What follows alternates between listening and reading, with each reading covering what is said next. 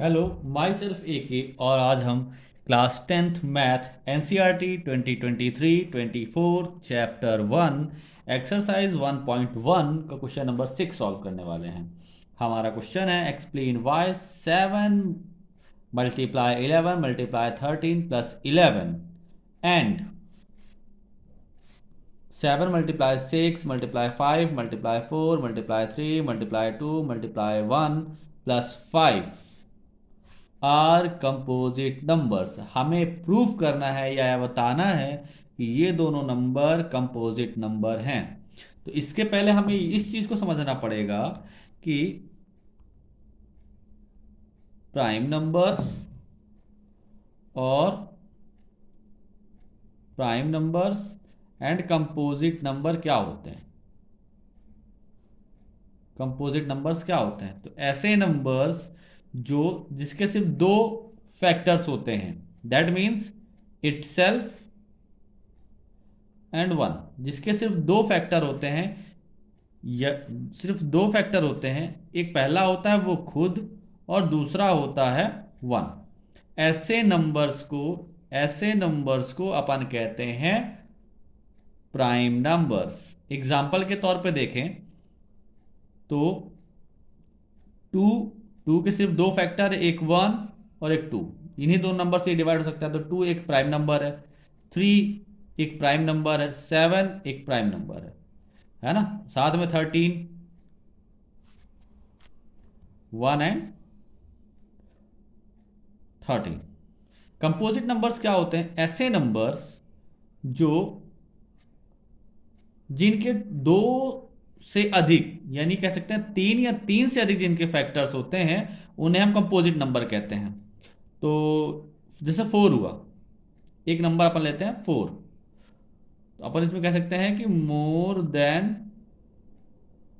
2 factors, यानी एक ऐसा नंबर जिसके 2 से अधिक फैक्टर होंगे वो क्या कहलाएंगे? कंपोजिट नंबर कहलाएंगे। एग्जाम्पल 6 के कौन कौन से फैक्टर होते हैं? 2 होता है, 3 होता है, खुद भी होता है, 1 होता है ना। ये इसके क्या फैक्टर्स हो गए। 4 के कितने फैक्टर होते हैं? 4 इटसेल्फ है, 1 है, प्लस एक 2 है, 2 से भी डिवाइड होता है। तो फैक्टर्स क्या होते हैं? जिनसे हमारा जो नंबर है वो डिवाइड हो जाए। ठीक है, तो यहाँ पे बोल रहा है हमारा क्वेश्चन कि 7 मल्टीप्लाई 11 मल्टीप्लाई 13 प्लस 13 एक कंपोजिट नंबर है, ये एक्सप्लेन कीजिए। अच्छा, तो ये क्वेश्चन इंपॉर्टेंट क्यों है, इसका कॉन्सेप्ट मैं पहले ही बता देता हूं कि अपन जनरली लिख सकते हैं 10 लिखते हैं।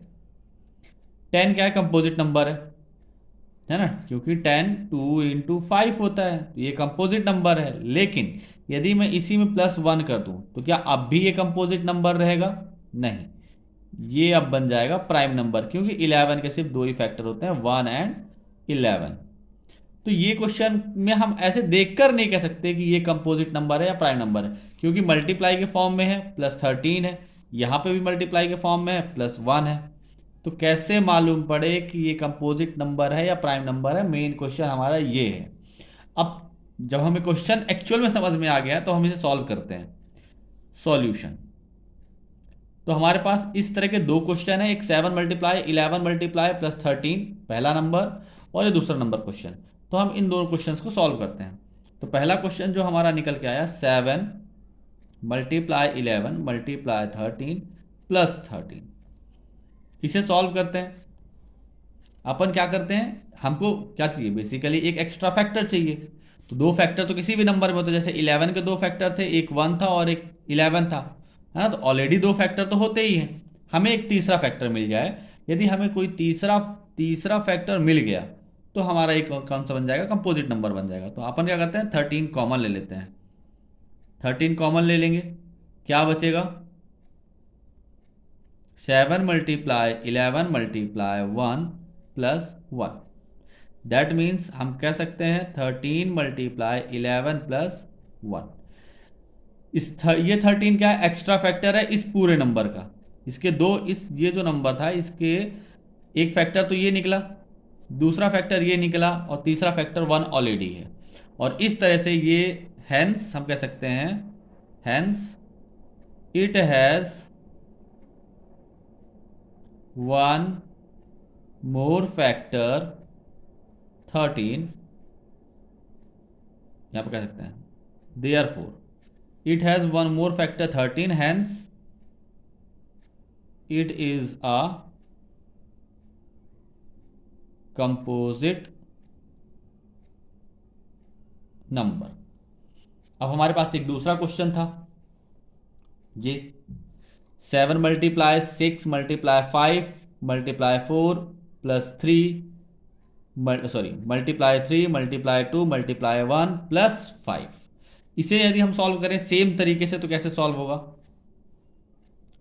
7 मल्टीप्लाई, यहाँ पे नहीं सॉल्व करते, यहाँ साइड में सॉल्व कर लेते हैं। तो हमारे पास क्वेश्चन क्या था? 7 multiply 6 multiply 5 multiply 4 multiply 3 multiply 2 multiply 1 plus 5, हमारे पास ये नंबर है। अब इसमें भी अपन सेम प्रोसेस, जो सेम मिलेगा उसे कॉमन ले लेना है। 5 कॉमन लेंगे और 5 की जगह पे क्या रख देंगे? 1 रख देंगे, बाकी सारी चीज़ें सेम रहेंगी।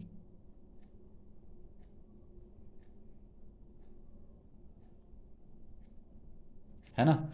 ये इस तरह से सॉरी यहाँ पे 5 नहीं, यहाँ पे 1 आएगा, और इस तरीके से इसका एक कॉमन फैक्टर निकल आया 5। अपन यहाँ पे लिख सकते हैं hence this number has 5 another factor। 5 as लिख सकते हैं तो अच्छा लगेगा, as another factor, hence as another factor, hence it is a composite number। यहाँ पे लिख देते हैं therefore। तो इस तरह से अपन क्या सॉल्यूशन कर सकते हैं, सिर्फ इतना ही सॉल्यूशन का पार्ट है, एग्जाम में करेंगे फुल मार्क्स मिलेंगे। तो ऐसे ही वीडियोस के लिए सब्सक्राइब करें हमारे channel students classes. Thank you.